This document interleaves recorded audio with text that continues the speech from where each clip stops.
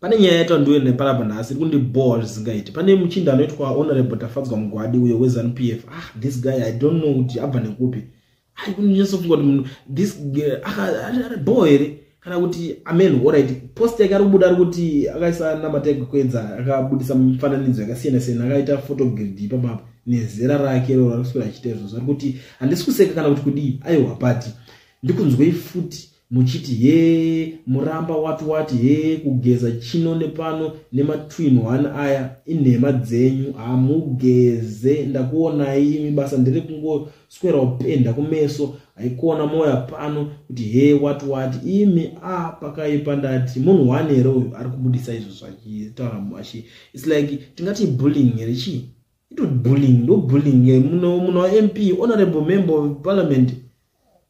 Imi omanewa apana here kana imwe process ingangoshandiswa kuti kana kuti MP akanyeza kubuda musaga adzingwe ngoti vacho weZANU-PF anosvita varikole vanhu vanzi aizo tutongopedzerana tosota munhu ndosvika amform. But izvo zviri kuitwa zvigayizika it's unacceptable. Ainangu atarisire zvakadai so wamana chii chiri chemunozodzidzisa vamwe vana vechidiki kana muchidai so muchibuda uchita kubhula vanenge kwavanobva havana hunhu here vanhu ava. Havadzidziswi here unzi vanhu vechikadzi havabhuliwo deso. Havadzidziswi here hunhu vanhu vechikadzi havaitwe zvinhu zvaari kuita izvi. Chii chakadaro izvi nezera rake roro dziri right here chezvo honorable.